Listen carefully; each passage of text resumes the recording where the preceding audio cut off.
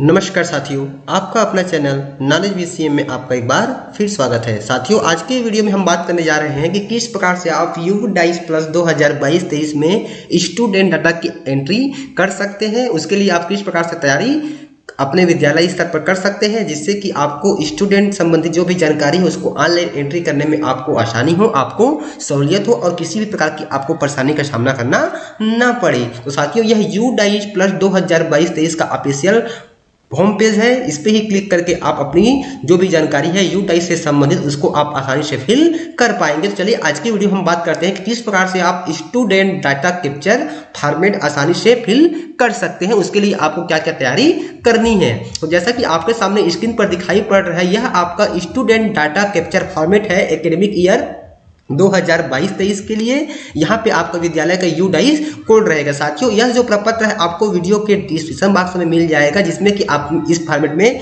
एक फॉर्मेट में आपके 4 विद्यार्थी का आय संकलन हो जाएगा। इस प्रकार से आपको अपने विद्यालय के दर्ज संख्या के अनुसार से आपको फॉर्मेट प्रिंट करा लेनी है और इसको आपको पहले फिल कर लेनी है। इसको फिल करने के बाद जब आप ऑनलाइन एंट्री करेंगे तो आपको किसी प्रकार की कोई परेशानी नहीं होगी, कोई दिक्कत नहीं होगी और जो भी आपकी जानकारी है विद्यालय से संबंधित, विद्यार्थियों से संबंधित वह बिल्कुल सही फिल होगी।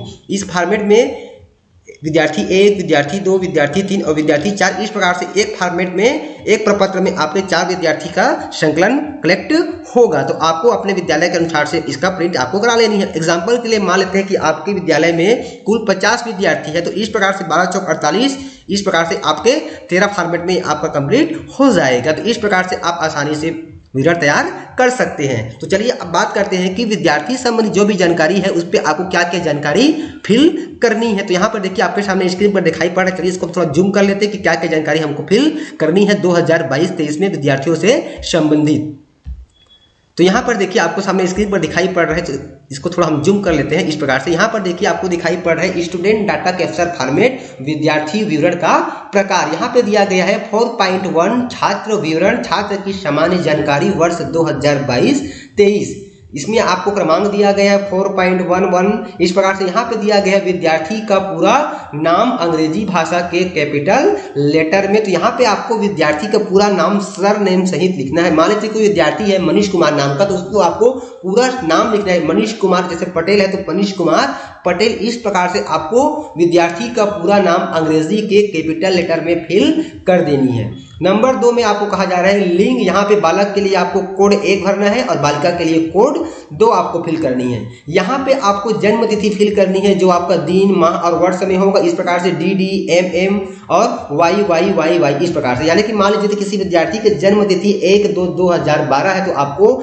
01/02/2012 इस प्रकार से आपको फिल करनी है। उसके बाद अगला पॉइंट में कहा जा रहा है माता का नाम अंग्रेजी भाषा के कैपिटल लेटर में। तो यहाँ पे आपको विद्यार्थी के माता का नाम आपको पूरा नाम फिल कर देनी है अंग्रेजी के कैपिटल लेटर में। पिता का नाम कहा जा रहा है, यहाँ पे आपको अंग्रेजी भाषा में पिता का नाम फिल करनी है, वो भी कैपिटल लेटर में आपको फिल करना है, वो भी पूरा नाम। यहाँ पे अभिभावक का नाम आपको फिल कर देना है अंग्रेजी भाषा के कैपिटल लेटर में। साथ ही यहाँ पे कहा जा रहा है विद्यार्थी की आधार संख्या आधार कार्ड से मिलान करके आपको भरना है। विद्यार्थियों को यहाँ पे आपको आधार नंबर फिल कर देनी है। 12 अंक का जो आधार नंबर होता है उसको यहाँ पे आपको फिल कर देना है। साथ ही यहाँ पे कहा जा रहा है विद्यार्थी का नाम आधार कार्ड के अनुसार। जैसे कि यहाँ पे आपने विद्यार्थी का नाम जो भी आपने फिल किया है उसको आपको यहाँ पे नहीं देखना है। यहाँ पे आधार कार्ड में जैसा नाम उल्लेख है विद्यार्थी का वैसा ही आपको हूबहू यहाँ पे आपको अंग्रेजी के कैपिटल लेटर में फिल करना है। आधार कार्ड से आपको मिलान करके ही भरना है। जैसे कि यहाँ पे आपने एग्जांपल के लिए यहाँ पे पूरा नाम मनीष कुमार पटेल लिख दिया, लेकिन आधार कार्ड में केवल मनीष कुमार है, तो यहाँ पे आपको आधार कार्ड के अनुसार से केवल मनीष कुमार ही फिल करना है। फिर यहाँ पे आपको पता दिया गया है, तो पता में आपको विद्यार्थी का पूरा पता आपको यहाँ पे फिल कर देनी है कि ग्राम क्या है, पोस्ट क्या है, थाना क्या है, जिला क्या है। इस प्रकार से आपको यहाँ पे पूरा फिल करनी है। साथ ही यहाँ पे पिन कोड दिया गया है, तो 6 अंकों का यहाँ पे आपको विद्यार्थी का पिन कोड फिल कर देनी है। साथ ही अगला पॉइंट में दिया गया है विद्यार्थी का मोबाइल नंबर। यहाँ पे देखिए मोबाइल नंबर में कहा जा रहा है या तो विद्यार्थी का मोबाइल नंबर हो सकता है, या फिर माता पिता का मोबाइल नंबर हो सकता है, या फिर अभिभावक का, यानी कि तीनों में से किसी एक का मोबाइल नंबर यहाँ पे आपको भरनी है 10 अंकों का। साथ ही यहाँ पे कहा जा रहा है अल्टरनेट मोबाइल नंबर यहाँ पे आपको फिल कर देनी है। साथ ही यहाँ पे कहा जा रहा है ईमेल आईडी, तो ईमेल आईडी तो ईमेल आईडी में विद्यार्थी का हो सकता है, या फिर उसके माता पिता का हो सकता है, या फिर उसके अभिभावक का, तीनों में से किसी एक का यहाँ पे आपको ईमेल आईडी फिल कर देनी है। साथ ही यहाँ पे कहा जा रहा है बच्चे की मातृभाषा, यानी कि यहाँ पे आपको विद्यार्थियों का मातृभाषा का उल्लेख कर देनी है। साथ ही यहाँ पे सामाजिक वर्ग की जनरल के लिए आपको कोड 1 फिल करनी है, एससी के लिए कोड 2 फिल कर देनी है, एसटी के लिए कोड 3 और ओबीसी के लिए कोड 4 फिल करना है। जहाँ पे कोड लागू है वहाँ पे आपको केवल कोड का उल्लेख करना है। उसके बाद अगला दिया गया है अल्पसंख्यक समूह। मुस्लिम है तो आपको कोड 1 देना है, ईसाई के लिए कोड 2, सिख है तो 3, बौद्ध है तो 4, पारसी है तो 5, जैन है तो 6 और लागू नहीं है तो की स्थिति में आपको कोड 7 का उल्लेख करना है। फिर अगला प्रश्न कहा जा रहा है क्या विद्यार्थी बीपीएल लाभार्थी है। यदि बीपीएल लाभार्थी है तो आपको यस के लिए 1 कोड भरना है और नो के लिए 2 कोड भरना है। फिर अगला कहा जा रहा है यदि यस 1 है तो आपको ए क्या अंत्योदय अन्न योजना लाभार्थी है तो आपको बता देना है, यानी कि बीपीएल में आप यस 1 कोड भर रहे हैं तो यहाँ पे आपको बता देना है कि वह अंत्योदय अन्न योजना लाभार्थी तो है या नहीं। यदि है तो आपको कोड 1 भरना है और नहीं की स्थिति में आपको कोड 2 का उल्लेख कर देना है। अगला पॉइंट कहा जा रहा है क्या विद्यार्थी ईडब्ल्यूएस या वंचित समूह से संबंधित है तो इसको आपको यस या फिर नो फिल कर देनी है। यस के लिए आपको कोड 1 का उल्लेख करना है और नो के लिए कोड 2 का उल्लेख करना है। फिर कहा जा रहा है कि क्या विद्यार्थी विशेष आवश्यकता वाला बच्चा यानी कि CWSN यानी कि दिव्यांग है। यदि है तो आपको 1 भरना है और नहीं है तो आपको कोड 2 का उल्लेख करना है। यदि 1 है तो आपको दिव्यांगता का प्रकार का कोड डालना है। इस हेतु आपको नीचे में ऑप्शन दिया गया है 4.1.17 का ऑप्शन अलग से दिया गया है, उसमें 21 प्रकार की दिव्यांगता दी गई है। उस 21 प्रकार से दिव्यांगता का कोड आपको यहाँ पे उल्लेख करना है यदि यहाँ पे आप 1 फिल करते हैं। साथ ही यहाँ कहा जा रहा है कि क्या बच्चा भारतीय राष्ट्रीय है। यदि इंडियन नागरिक है तो यहाँ पे आपको यस के लिए 1 का कोड भरना है और नो के लिए 2 कोड भरना है। क्या इस बच्चे की पहचान वर्तमान यानी कि करंट ईयर 2022 या पिछले प्रीवियस ईयर 2021 में वर्ष के शाला से बाहर बच्चे यानी कि OOSC के रूप में की गई है। यदि की गई है आपको शाला से बाहर के बच्चे के रूप में नामांकित किया गया है, उसको पहचान किया गया है तो आपको कोड 1 भरना है और नहीं किया गया है तो आपको कोड 2 का उल्लेख कर देना है। यदि यहाँ पे आप कोड 1 भरते हैं तो उसके फिर आपको यहाँ पे भरना पड़ेगा। यहाँ पे कहा जा रहा है यदि यस 1 फिल करते हैं तो क्या विद्यार्थी शिक्षा की मुख्य धारा में आ गया है करंट ईयर 2022-23 में, तो यहाँ पे आपको बता देना है कि आया है कि नहीं आया है। उसके लिए यहाँ पे आपको कोड उल्लेख करना है। एकेडमिक ईयर के लिए आपको कोड 1 का उल्लेख कर देना है और इन अर्लियर यानी कि पहले साल के एकेडमिक ईयर के लिए आपको 2 का उल्लेख करना है इस प्रकार से। उसके बाद 4.2 आपका विद्यालय में छात्र का नामांकन विवरण वर्तमान साल में वर्तमान सत्र 2022-23 से संबंधित है। इसमें कहा जा रहा है स्कूल में प्रवेश संख्या यानी कि दाखिल खारिज में जो आप विद्यार्थी का नाम एंट्री करते हैं और वहां पे जो आप उसको क्रमांक देते हैं उस क्रमांक का यहाँ पे आपको उल्लेख कर देनी है। प्रवेश तिथि में जिस यहाँ पे प्रवेश तिथि में आपको DD, MM और YY के फॉर्मेट में आपको प्रवेश तिथि का उल्लेख करना है। लेकिन यहाँ पे देखिए स्पष्ट किया गया है कि विद्यार्थी वर्तमान सत्र में जिस कक्षा में पढ़ रहा है उसकी तिथि आपको डालना है। एग्जाम्पल के लिए मान लीजिए कि कोई विद्यार्थी पिछले वर्ष कक्षा 4थी पढ़ रहा था और पास होकर के इस वर्ष क्लास 5 में चला गया है, तो उसकी एंट्री हमने कब किया हुआ है 1 मई 2022 में किया हुआ है। तो उस स्थिति में यहाँ पे आ जाएगा 1 मई 2022, यानी कि जो भी विद्यार्थी प्रमोट हुआ है उसकी तिथि इस प्रकार से आपको उल्लेख करनी है। क्लास 1 के विद्यार्थियों के मामले में यह दिनांक अलग अलग हो सकता है क्योंकि क्लास 1 में जो विद्यार्थी है अलग अलग तिथि में प्रवेश लेते हैं। यहाँ पे कहा जा रहा है कक्षा में विद्यार्थी का रोल नंबर, तो यहाँ पे आपको विद्यार्थी का रोल नंबर का एंट्री कर देनी है। चाहे तो आप सीजी स्कूल का जो स्टूडेंट आईडी है उसका भी उल्लेख कर सकते हैं क्योंकि सीजी स्कूल में जो स्टूडेंट आईडी है उसे ही हम लोग रोल नंबर के रूप में अंकित करते आ रहे हैं। फिर यहाँ पे कहा जा रहा है कि विद्यार्थी द्वारा चुनी गई शैक्षणिक धारा यानी कि विषय यानी कि स्ट्रीम का चयन करना है जो केवल 11वीं से 12वीं कक्षा संचालित शालाओं के लिए है। आर्ट्स के लिए 1, साइंस के लिए 2 कोड, कॉमर्स के लिए 3, वोकेशनल स्ट्रीम के लिए 4 और अदर स्ट्रीम के लिए आपको कोड 5 फिल कर देनी है।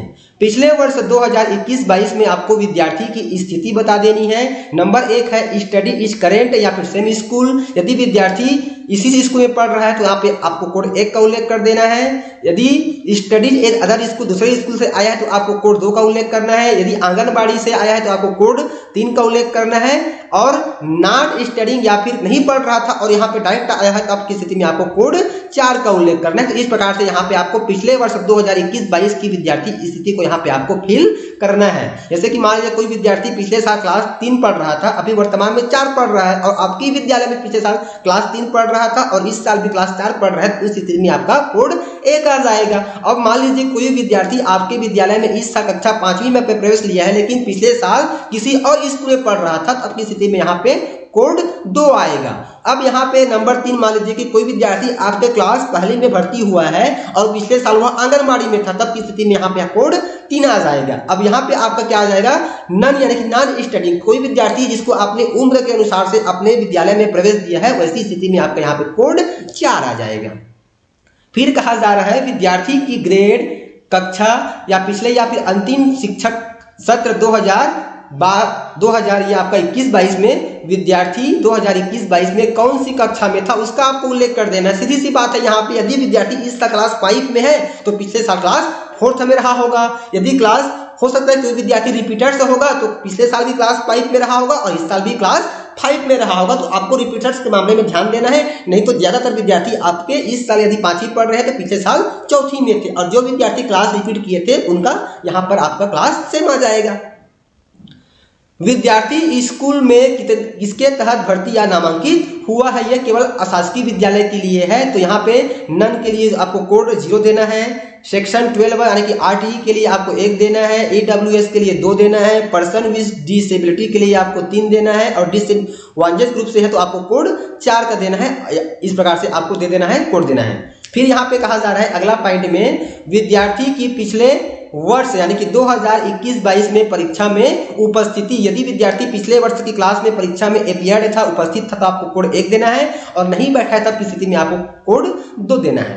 फिर कहा जा रहा है विद्यार्थी की पिछले वर्ष 2021-22 में परीक्षा में उपस्थित रहा हो तो परीक्षा का परिणाम देना है आपको। यहाँ पे देखिए, प्रमोट यानी कि पास्ड हुआ है तो आपको कोड 1 देना है, प्रमोट या फिर पास्ड विद ग्रेस से हुआ है तो आपको कोड 2 देना है, और डिटेंड या फिर रिपीटेड है तो आपको कोड 3 देना है, यानी कि रिपीटेड है तो आपको कोड 3 का उल्लेख कर देना है। और नंबर 4 में कहा जा रहा है यदि प्रोमेटेड और पास्ड है विदाउट एग्जाम के तो आपको कोड 4 का उल्लेख कर देना है। तो यहाँ पे 4 स्थिति दी गई, यानी कि विद्यार्थी परीक्षा में बैठा है, पास्ड है तो आपको कोड 1 देना है। नंबर 2, विद्यार्थी परीक्षा में बैठा है और ग्रेस के साथ पास्ड है तो कोड 2 देना है, और यदि विद्यार्थी रिपीटर से है तो आपको कोड 3 का उल्लेख करना है। और नंबर 4 में कहा जा रहा है कि विद्यार्थी एग्जाम में बिना बैठे पास्ड हो गया है, प्रमोट किया गया है, तो आपको कोड 4 का उल्लेख करना है। इस प्रकार से अगला पॉइंट में कहा जा रहा है कि विद्यार्थी पिछले वर्ष 2021-22 में परीक्षा में उपस्थित रहा हो तो परीक्षा में प्राप्त कुल अंक प्रतिशत में यहाँ पे आपको प्रतिशत का उल्लेख करना है, और जो प्रतिशत है वह आपका 100 से अधिक नहीं होगा। विद्यार्थी के स्कूल अटेंड करने के दिनों की संख्या, पिछले शैक्षणिक सत्र 2021-22 में विद्यार्थी ने कितने दिन विद्यालय आया है उसकी संख्या यहाँ पे, तो यहाँ पर विद्यार्थी पिछले सत्र जितना दिन स्कूल आया उसकी संख्या यहाँ पे आपको उल्लेख कर देना है। यह जो संख्या है आपको विद्यार्थी की जो प्रगति पत्रक है, प्रोग्रेस चार्ट है, प्रोग्रेस रिपोर्ट है, वहां से आपको मिल जाएगा, क्योंकि प्रोग्रेस कार्ड में इसका उल्लेख किया जाता है। साथ ही यहाँ पे परसेंट भी आपको प्रोग्रेस कार्ड से मालूम पड़ जाएगा। तो ये चीजें जो है आपकी प्रोग्रेस कार्ड से आपको मालूम पड़ जाएगा। इसके लिए आपके विद्यार्थी का प्रोग्रेस कार्ड है या फिर आपके इस विद्यालय में जो विद्यार्थियों की प्रगति संधारण पंजी है, प्रगति रिपोर्ट संधारण पंजी है, उसका आपको अवलोकन करना है। फिर अगला पॉइंट दिया गया है 4.3 जो है छात्र की सुविधा और अन्य विवरण से संबंधित है। यहाँ पे कहा जा रहा है कि विद्यार्थी को प्रदान की जाने वाली सुविधाएं डेटा भरने के लिए आपको यस के लिए 1 का उल्लेख करना है और नो के लिए 2 का उल्लेख करना है। यह केवल शासकीय एवं शासकीय अनुदान प्राप्त शालाओं के लिए लागू होगा। यहाँ पे देखिए कहा जा रहा है नंबर 1 में कहा जा रहा है कि फ्री टेक्स्ट बुक यानी कि निःशुल्क पाठ्य पुस्तक यदि विद्यार्थी को दिया गया है तो आपको कोड 1 का उल्लेख करना है और अन्यथा आपको कोड 2 फिल करना है। फिर कहा जा रहा है फ्री यूनिफॉर्म, निःशुल्क गणवेश के लिए आपको कोड 1 भरना है, अन्यथा आपको 2 भरना है, यानी कि ज्यादातर मामलों में आपका कोड 1 ही आएगा। फिर यहाँ पे कहा जा रहा है फ्री ट्रांसपोर्ट फैसिलिटीज, यदि कि निःशुल्क परिवहन भत्ता मिलता है तब आपको कोड 1 भरना है, अन्यथा आपको 9 भरना है। फ्री स्टार्ट के लिए भी आपको 1 या 2 का उल्लेख कर देना है। उसी प्रकार से फ्री हॉस्टल यानी कि निःशुल्क आवास मिलता है तब आपको 1 भरना है, अन्यथा फिर कोड 2 का उल्लेख करना है। उसी प्रकार से फ्री मोबाइल टैबलेट या फिर कंप्यूटर के लिए आपको कोड 1 या फिर 2 का उल्लेख कर देना है, यस और नो, यस के लिए 1 और नो के लिए 2। उसी प्रकार से फ्री बाइसिकल यानी कि निःशुल्क साइकिल जो है आपके क्लास 9 के विद्यार्थियों को मिलता है, उसके लिए आपको कोड 1 या फिर 2 का उल्लेख कर देना है, बाकी विद्यार्थियों के लिए कोड 2 ही आएगा। तो यहाँ पर निःशुल्क साइकिल के लिए आपको कोड डालनी है, यस के लिए 1 और नो के लिए 2 डालनी है। फिर यहाँ पे कहा गया कि क्या विद्यार्थी को छात्रवृत्ति प्राप्त हुई है। नंबर 1 पे कहा गया कि सेंट्रल स्कॉलरशिप की प्राप्त होता है तो आपको यस के लिए 1 और नो के लिए 2 डालना है। यदि हाँ है तो कोड के पेज को देख के आपको यहाँ पे कोड लिखना है। यदि यहाँ पे हाँ रहेगा तो आपको यहाँ पे अलग से कोड दिया गया सेंट्रल स्कॉलरशिप के जरिए। हम आपको आगे पेज में दिखा रहे हैं कि क्या क्या कोड आपको डालनी है। सबसे लास्ट में देखिए यहाँ पे आपको कोड दिया गया है, देखिए यहाँ पे आपको कोड दिया गया है। देखिए यहाँ पे name and code of central scholarship, यहाँ पे आपको दिया गया है कि प्री मैट्रिक स्कॉलरशिप स्कीम के लिए आपको नंबर 1 डालनी है जो मैट्रिक के लिए है। इस प्रकार से अलग अलग यहाँ पे आपको कोड दिया गया है। तो सेंट्रल स्कॉलरशिप के मामले में आपको इसमें से जो कोड लागू होता है उस कोड को आपको उल्लेख वहां पर कर देनी है। उसके बाद अगला दिया गया है आपको, उसी से संबंधित है आपका कोड। यहाँ पे अगला है राज्य स्कॉलरशिप प्राप्त होता है तब की स्थिति में यस के लिए 1 और नो के लिए 2 करना है। इसके अतिरिक्त यदि और किसी प्रकार की स्कॉलरशिप प्राप्त होती है तो यहाँ पे आपको यस के लिए 1 और नो के लिए 2 कोड डालनी है। यदि ऊपर में से किसी में यस है तो स्कॉलरशिप की राशि आपको यहाँ पर उल्लेख करनी है पूरे सत्र का, यानी कि तीनों में से किसी एक में भी आपका यस लगता है तो आपको पूरे सत्र में कितनी स्कॉलरशिप प्राप्त होती है यहाँ पर आपको उल्लेख कर देनी है। एग्जाम्पल के लिए मान लेते हैं कि क्लास 3 और 4 और 5 के जो गर्ल्स है एसटी और एससी उसको करियर प्रोत्साहन स्वरूप 500 की राशि प्राप्त होती है तो यहाँ पे क्या आ जाएगा 500 आ जाएगा। इस प्रकार से आपको पूरी राशि का उल्लेख कर देनी है। उसके बाद नीचे स्क्रॉल करके हम आते हैं तो यहाँ पर अगला दिया गया स्टूडेंट डाटा कैप्चर फॉर्मेट जो है आपका, यदि विद्यार्थी दिव्यांग है तो विद्यार्थी को प्रदान की जाने वाली सुविधाएं आपको यहाँ पर भरनी है यस या फिर नो में केवल शासकीय एवं शासकीय अनुदान प्राप्त शालाओं के लिए। तो जो भी आपको प्राप्त हुई है दिव्यांग सुविधाएं तो यहाँ पे आपको प्राप्त हुई है तो आपको यस के लिए 1 कोड भरनी है और नो के लिए आपको 2 भरनी है। यहाँ पर दिया गया आपको braille book, braille kit, low vision kit, hearing aid, brailles, crutch, wheelchair, tricycle, calipers, स्कॉट, स्टाइपेंड, अदर्स, इस प्रकार से आपको दिया गया है। तो आपको जो भी देख लेना है, यस रहेगा तो आपको 1 भरना है, नो रहेगा तो आपको 2 भर देनी है। फिर अगला यहाँ पे दिया गया है क्या बच्चे की स्पेसिफिक लर्निंग डिसेबिलिटी यानी कि SLD के लिए जांच की गई है तो आपको 1 भरना है, नहीं तो फिर आपको 9 भरनी है। यदि यस है तो इस स्पेसिफिक लर्निंग डिसेबिलिटी यानी कि SLD का आपको प्रकार भरना है कि डायग्राफिया है कि डायलेसिया है कि जो भी है यहाँ पे आपको प्रकार दिया गया है। तो इस प्रकार से इसके बारे में हम आपको नेक्स्ट वीडियो में बताएंगे कि क्या इसका मतलब है। तो जो भी है आपको इसका प्रकार भरना है। इस प्रकार से आपको दिया गया है डायग्राफिया के लिए 1, डायग्लेसिया के लिए 2 और डायलेसिया के लिए 3। इस प्रकार से आपको कोड का उल्लेख भरनी है। यदि यहाँ पे यस होगा तभी आपका ये कोड आएगा। फिर यहाँ पे कहा गया कि क्या ऑटिज्म स्पेक्ट्रम डिसऑर्डर है कि ASD के लिए बच्चे की जांच की गई है, यस है तो 1 भरना है, नो है तो 2 भरना है।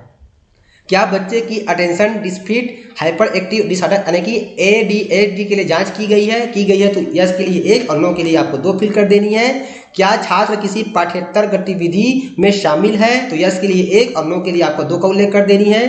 क्या छात्र की पहचान मेधावी या फिर प्रतिभाशाली बच्चे के रूप में हुई है, यस के लिए 1 और नो के लिए आपको 2 कोड फिल कर देनी है। तो मैंने आपको पहले बता,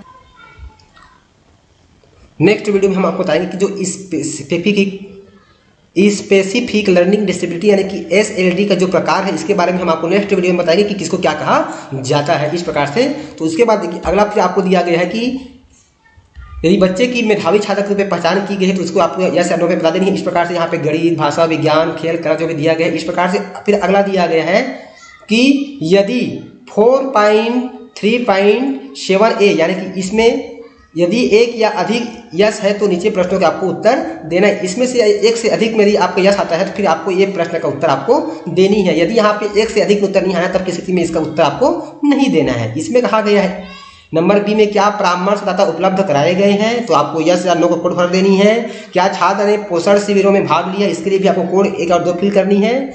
स्टेट लेवल या फिर नेशनल लेवल ये ऑप्शन ऊपर के लिए है, सी के लिए यहाँ पे आपको ऑप्शन दिया गया इसके लिए है। फिर डी दिया गया है छात्र राज्य स्तरीय प्रतियोगिता, ओलंपियाड या फिर राष्ट्रीय स्तर की प्रतियोगिता में उपस्थित हुआ है। यस के लिए आपको 1 फिल करनी है, नो के लिए आपको 2 फिल कर देनी है। और क्या बच्चा एनसीसी या फिर एनएसएस या फिर स्काउट एंड गाइड्स में भाग लेता है, यदि लेता है तो आपको यस के लिए 1 और नो के लिए आपको 2 फिल कर देनी। तो इस प्रकार से पूरी जानकारी आपको इस प्रकार से पेज में तैयार कर लेनी, ताकि आपको जब भी विद्यार्थी जानकारी U-+ में प्रारंभ होती है तो आपको ऑनलाइन करने में बड़ी ही आसानी होगी, किसी प्रकार की आपको कोई दिक्कत नहीं होगी।